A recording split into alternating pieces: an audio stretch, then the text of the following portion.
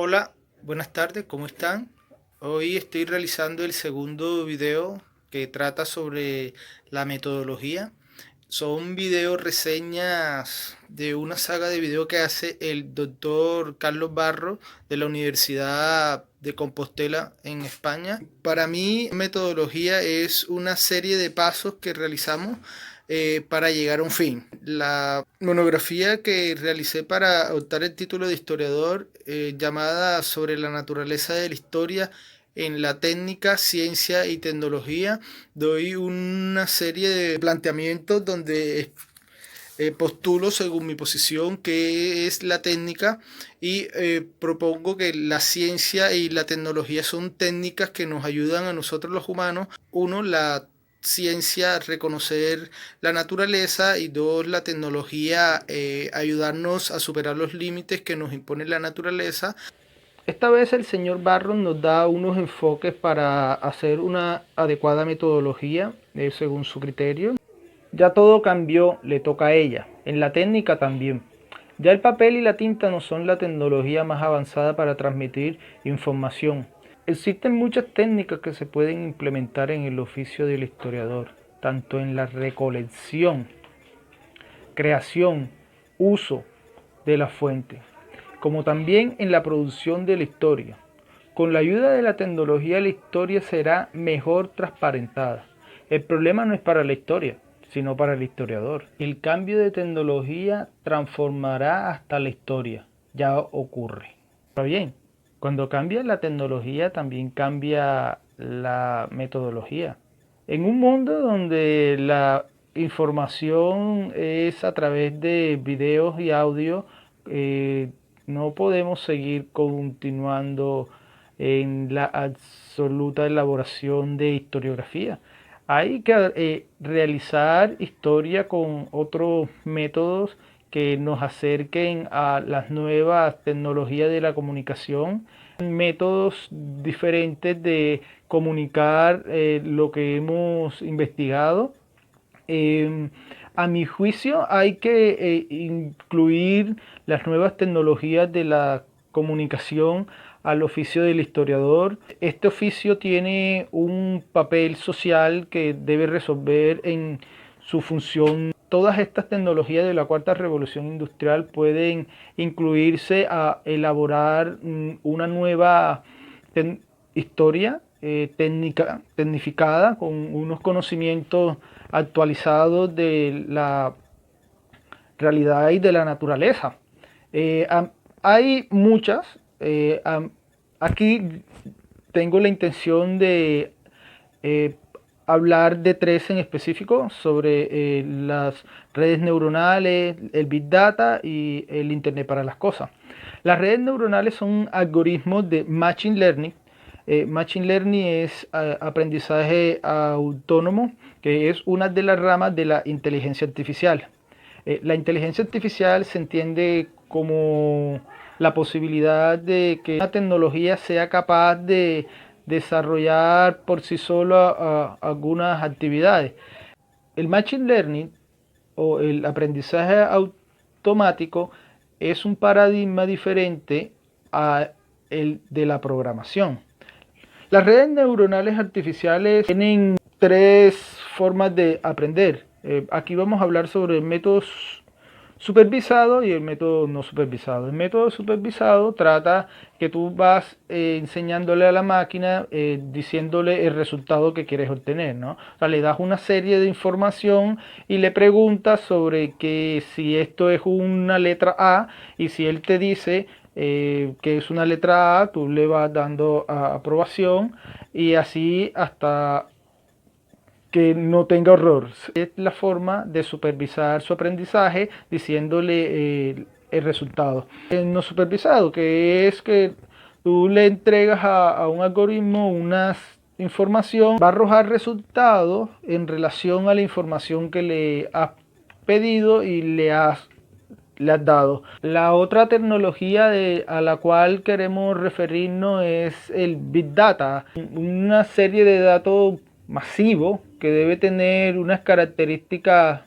denominadas en su principio las 3 V, después fueron agregándose más y ahora son 5, que es un volumen, velocidad, variedad, veracidad, bien hace parte del oficio del historiador, hacerle un análisis a los datos, y el valor. ¿Qué tecnología podemos encontrar los datos estructurados, los no estructurados y los semiestructurados? La siguiente tecnología a la que nos queremos referir es sobre el Internet para las cosas. El Internet para las cosas es darle a las cosas características de reconocimiento.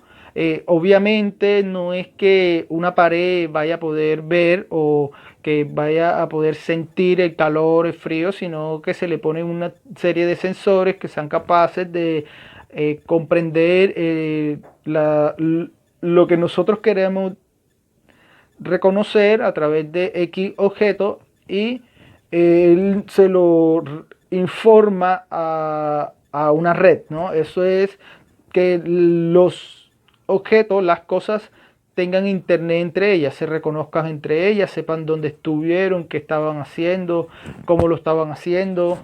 Esto hace una relación entre el humano y las cosas, más allá de un internet donde el que tenía interacción era el humano con humano. Ahora ya podemos tener interacciones de humanos con las cosas y cosas con cosas.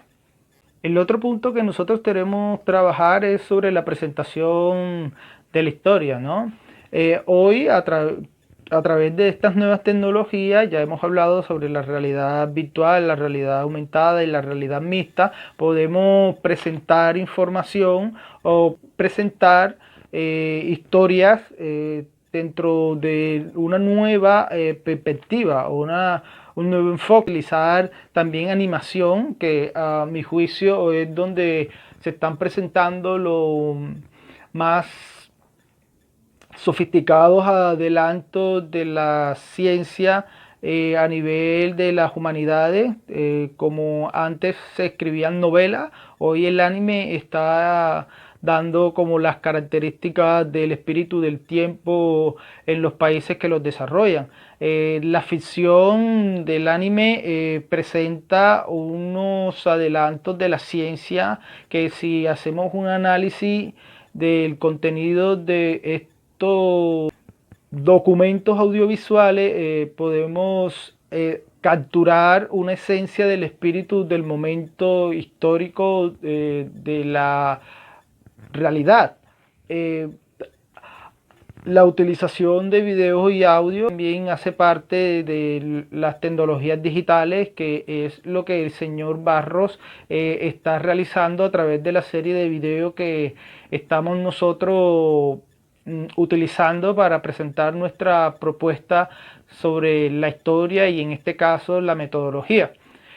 Ahora bien, la creación de contenido utilizando estas tecnologías que he traído a colación, que obviamente no he profundizado ni poder profundizar, sí les dejaré unas citas para que se dirijan a expertos que tienen como objeto de investigación estos temas. La creación de contenido por parte de los historiadores en esta nueva metodología que incluye tecnologías de la cuarta revolución industrial, como Big Data, que es capaz de recolectar información que no puede ser recolectada por los cerebros humanos. Machine Learning, que es capaz también de relacionar información. En este orden de ideas, la creación de historias se presenta con la ayuda de tecnología.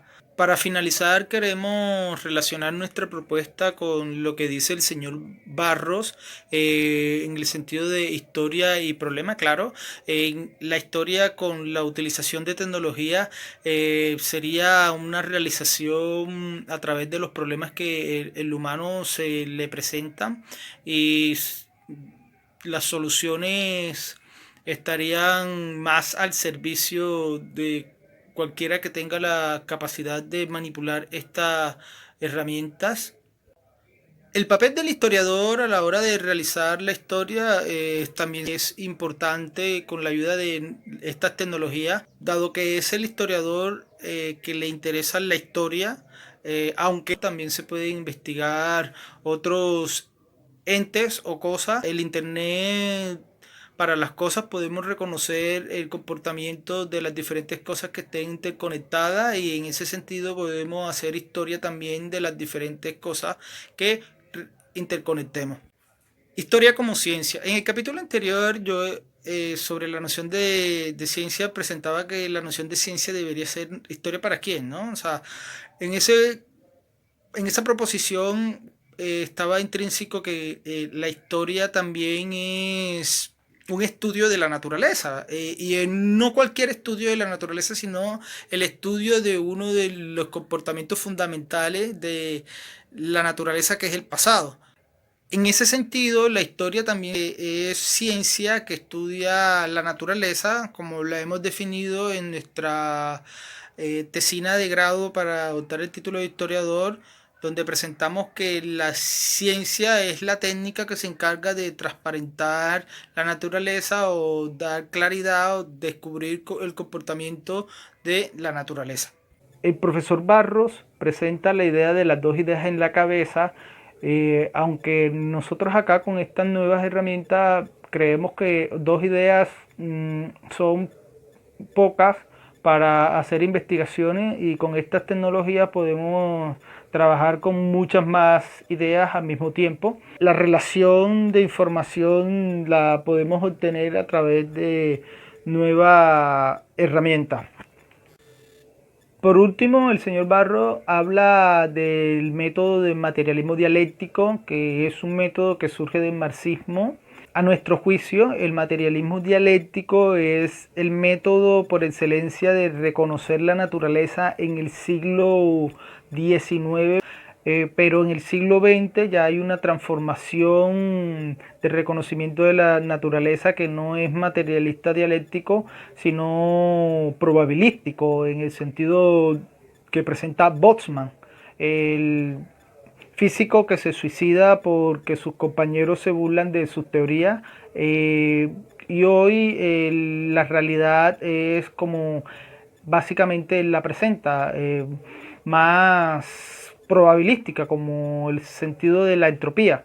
En una realidad probabilística, las proposiciones no son una, sino variadas en relación a la cantidad de subjetividades que existen. En materialismo dialéctico, el humano comprendía la realidad donde lo que es porque lo otro no es. Se queda un poco corta para definir cualquier cosa, dado que cada sujeto tiene una interpretación del objeto totalmente diferente a otro sujeto. En ese sentido, la probabilidad se debe a la cantidad de observaciones subjetivas. En un mundo donde hay más de 7.500 millones de personas, asimilar la realidad de una forma lineal donde hayan solo dos extremos, creo que no es la forma más adecuada. En este sentido, el materialismo dialéctico sería una metodología que a mi juicio habría que revisarse. Hoy esta propuesta de la metodología de asimilación de la realidad surge a través del conocimiento de las partículas elementales, que nos da una propuesta de la naturaleza particular, que en escala humana se refleja con el posmodernismo, que es la subjetividad de las posiciones, y esto confronta no solo dentro de una epistemología, sino de una fanticidad del humano, que la asimilación de la realidad por parte de la metodología del materialismo dialéctico se quedó en el pasado, y que habría que tener otra interpretación de la realidad subjetiva. La subjetividad en su conjunto y en su unión crean una nueva coalescencia que totalizan. Sin más, me despido. En el próximo capítulo estaré hablando sobre historiografía, que está muy relacionado a este capítulo de la metodología, debido a que las nuevas tecnologías nos proporcionarán la posibilidad de crear nuevos contenidos históricos, tecnologías diferentes al papel y la tinta.